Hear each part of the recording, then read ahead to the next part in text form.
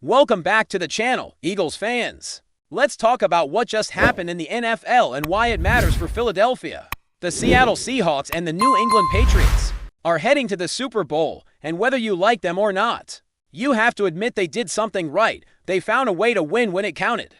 And that's the kind of thing that should make you sit back and pay attention. One of the most interesting storylines is Milton Williams, who left the Eagles in the offseason and ended up back in the Super Bowl conversation with the Patriots. It's rare to see a player follow a path like that, where you win with one team and then get another shot with a different organization.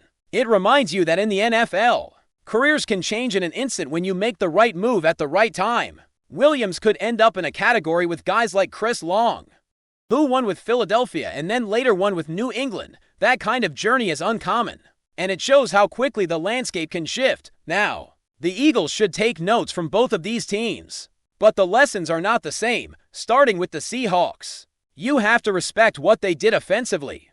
There are two major takeaways here, and the first one is turnovers. Everyone always talks about no turnovers like it's the only rule in the league, but sometimes that mentality becomes a trap. Look at Sam Darnold last season. He entered the playoffs with the most turnovers among quarterbacks, and he threw 25 touchdowns and 14 interceptions. On paper, that looks messy, but the Seahawks didn't panic. They didn't try to fix the problem by suffocating their quarterback. They let him play. They didn't treat every mistake like the end of the world. That level of trust is rare in this league, and it's part of why they're headed to the Super Bowl. That brings us to what the Eagles did wrong. Philadelphia got stuck in this mindset of avoiding turnovers at all costs, and it changed the whole identity of the offense. We stopped taking shots. We stopped playing the way that makes our team dangerous. When you have elite receivers like Devonta Smith and A.J. Brown, you should be willing to take those 70-30 chances. Not every play needs to be perfectly safe, but the Eagles shifted into a style where they only threw to guys who were basically wide open. No risk, no reward, and that's how you become predictable. That's how defenses start to control the game. It wasn't just one game, either. It was a trend that showed up throughout the season. It felt like the team forgot how to be aggressive. After the Rams game, Jalen Hurts had that moment where he basically said, "We need to stop being so conservative." It was a rare moment of raw emotion from him, and it was real. You could see the frustration. And then, surprisingly, the offense went right back to playing cautiously. It was like the message never really landed. Wins matter, of course, but you also have to recognize when your team is playing with the brakes on. It's not just about winning, it's about winning the way you're supposed to win. And for much of the first half of the season, the Eagles did not look like a team built to compete at the highest level. They looked like a team afraid of making mistakes. But then the second half of the season showed something different. The offense finally started playing with more freedom, and the energy changed. You could see the confidence come back. The team looked like a real football team again. The kind that can compete with anyone. That's what matters, because if you want to be a contender, you can't play like you're scared of your own shadow. The Seahawks didn't do that. They let Darnold play through mistakes, and it paid off. That's a lesson the Eagles should take seriously. You cannot build a championship offense by constantly putting a safety net underneath it. At some point, you have to let the quarterback be a quarterback, and this isn't just about Hurts. It goes back further. Philadelphia has a history of playing to safe with its quarterbacks. Even when the coaching staff had opportunities to let the offense breathe, they often held back. When you look at the past offensive coordinators, many of them didn't allow Hurts to fully use his skills. They didn't let him run. They didn't let him push the ball downfield. It felt like they were trying to keep him in a box. Shane Steichen was one of the few who truly let him play, and it showed. When Hurts was allowed to be himself, the offense became dangerous. It's not rocket science. It's just how football works. So yes, give the Seahawks respect. They did what the Eagles did not do. They trusted their quarterback, and they allowed the offense to take risks. In today's NFL, if you're not willing to take risks, you're going to fall behind. The game is too fast, too competitive, and too unpredictable. Championship teams don't win by being overly cautious. They win by being bold. That's the mindset the Eagles need to adopt if they want to stay in the conversation. The offense needs to be a threat, not a calculator. And the quarterback needs to be the one making plays, not the one being protected from them. Now, let's shift to the Patriots, because the lesson there is different, but just as crucial. People might argue with this, but you cannot ignore what the Patriots did. They took a risk, and it paid off. They were in a position where they had to admit that the system was no longer working. Bill Belichick is one of the greatest coaches ever, and his winning percentage is legendary. But even the greatest need a reset at some point. The Patriots recognized that the team was not moving forward with the same formula, and they made a bold decision. They moved on. They went through a transition period, and eventually they found a coach who could rebuild the team and get them back to the Super Bowl. That kind of bold thinking is something the Eagles should consider. The conversation around Nick Sirianni is always intense, but you have to look at the bigger picture. Yes, he has had a lot of wins. Yes, the roster is loaded, but you cannot ignore the signs of stagnation. It is not just about the record. It's about the direction the team is heading, and if you keep making the same mistakes, you have to ask, is the head coach the problem, or is it the system, or is it the roster? The Patriots' lesson is simple. They did not let pride get in the way. They made a move many people thought was crazy. They took a risk and went in a different direction, and now they are in the Super Bowl. That kind of decision can change a franchise's culture. It can reset expectations. It can reignite a team's identity. So yes, you can argue all you want. But the fact remains, the Eagles need to ask themselves if they are willing to take that risk. Are they willing to make a change if it means taking the team to the next level? Sometimes the best move is admitting that the current path is not working and doing something bold. That is what champions do. That is what dynasties do, and that is what the Patriots did. Now, let's get into the main topic, the offensive coordinator search. This is where things get really interesting. The Eagles have been linked to several candidates, and some of them have already been taken by other teams. The list is shrinking, and time is running out. The longer they wait, the more they risk losing out on the top options. And if you are an Eagles fan, you are probably tired of the waiting game. You want clarity. You want direction. You want to know what the offense will look like next season. The offense needs a vision.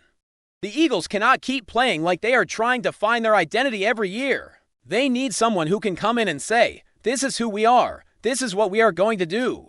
Whether it is a young, innovative play caller or an experienced veteran who knows how to get the most out of a quarterback. The point is that they need a real plan. They need someone who can make the offense exciting again. And that's why the Cowboys blocking Clayton Adams felt like a slap in the face. It was a reminder that rival teams are watching, and they are not going to make it easy for the Eagles.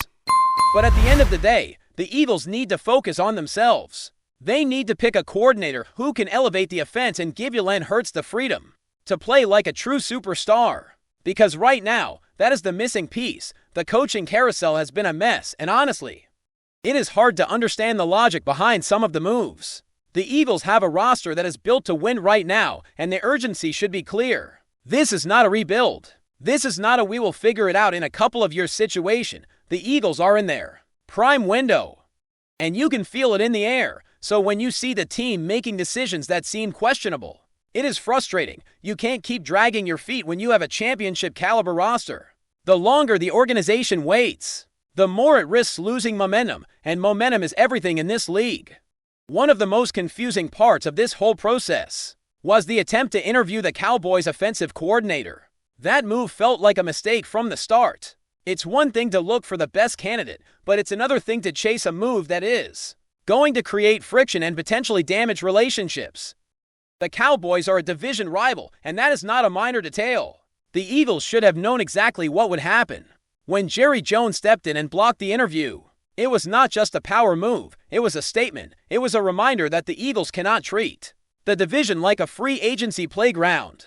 There are rules and there are consequences. The Eagles tried to make a lateral move, and it backfired. They did not get the guy, and now they are left scrambling again.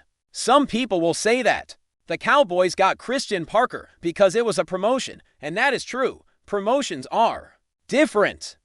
They are part of the natural movement in the league. But when you try to poach a coordinator from a rival and you are not offering a promotion, you are asking for trouble. It was never going to work, and even if it had worked, you have to ask if it was worth it. Was it worth the tension? Was it worth the distraction? I do not think so. The Eagles need to be smarter than that. They need to focus on building a sustainable coaching structure, not chasing headlines. But the bigger issue is that the offensive coordinator search is shrinking, and the Eagles still have not made a decision. Candidates are being snapped up left and right. Arthur Smith goes to Ohio State. And that is one of the names already off the board. Other options remain, but time is ticking. You have names like Jim Bob Cooter, Brian Daboll, Matt Nagy, and others still in play. And here is the question. What kind of offense do you want? Do you want a veteran play caller who has been there and done that, or do you want a younger, innovative mind who can bring a new identity to the team? The Eagles are at a crossroads. The roster is stacked. The offensive weapons are elite. The defense is solid, but without a clear vision on offense, you are just guessing. You are hoping. And hope is not a strategy. The Eagles need someone who can take this roster and maximize it. Someone who can make the offense dynamic and unpredictable. Someone who can give Jalen Hurts the freedom to be the playmaker he is. Because when he is in rhythm and he is allowed to make plays, the Eagles are one of the most dangerous teams in the league. The problem is that the Eagles have been stuck in a cycle of conservative play calling, and it is not just about the coordinator. It is about the culture. It is about the way the team approaches the game. You cannot have a roster like this and play like you are trying not to lose. That is not how championships are won. Championships are won by teams that are willing to take risks and play with confidence. That is what the Patriots did. That is what the Seahawks did. And that is what the Eagles need to start doing. Now let us address the narrative that nobody wants to come to Philadelphia.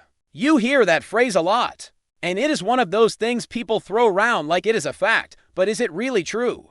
The Eagles are a storied franchise. They have passionate fans. They have a great roster. They have a quarterback who is one of the best in the league. So why would someone not want to come here? The answer is simple. Perception. People see dysfunction. They see instability. They see a coaching staff that is not supported. That is the problem. And if the Eagles want to attract top-tier coaching talent, they have to change that perception. The next offensive coordinator needs to feel confident that he has the support of the organization. He needs to feel like he has the freedom to implement his vision. He needs to feel like he is not going to be micromanaged or undermined. And right now, that is not the message the Eagles are sending. The Eagles are sending a message of uncertainty, and uncertainty is not attractive. It is not attractive to coaches. And it is not attractive to players. FlyEaglesFly News family, smash subscribe and hit like. Your support keeps the freshest Philadelphia Eagles updates flying in. Drop your take in the comments and let's talk birds. The idea of coming home has started to echo quietly through league circles. And at the center of the whispers is a familiar name in Philadelphia. The Eagles are believed to be preparing the ground for a possible return of DARIUS, a move that, if it materializes, would blend nostalgia with calculated ambition. Nothing has been confirmed. But the signs are just loud enough to spark debate among executives, fans, and insiders alike. Slay's previous stint with the Eagles left a strong impression, not only because of his production on the field, but also due to his leadership in the locker room. Those close to the organization suggest that his presence brought stability to a secondary that thrived on confidence and communication. Since his departure, the defense has shown flashes of promise. Yet there remains a sense that something is missing, a veteran voice capable of elevating younger talent in crucial moments. The speculation gains strength from the Eagles' current philosophy. The front office has made it clear, at least behind the scenes, that experience still matters when paired with athleticism. Slay, even at this stage of his career, is widely viewed as a cornerback who understands positioning, timing, and the psychological chess match that defines elite pass coverage. Bringing him back would not simply be about revisiting the past, but about reinforcing a competitive identity the franchise values. Financial considerations naturally hover over the conversation. Any potential reunion would likely require creativity, restructuring, and mutual concessions, yet sources hint that both sides may be open to dialogue, driven by unfinished business and the appeal of familiarity for Slay. The Eagles represent a system he knows and a city where his impact was recognized. For Philadelphia, he represents reliability in a league where defensive consistency is increasingly rare. For now, it remains a rumor, a storyline fueled by possibility rather than certainty. Still, the notion of DARIUS wearing Eagles green again feels less like fantasy and more like a calculated scenario waiting for the right moment to unfold. That's a wrap from FlyEaglesFly News. If you want the fastest Eagles updates, subscribe, drop a like, and turn on the bell. Sound off in the comments. Let's talk birds.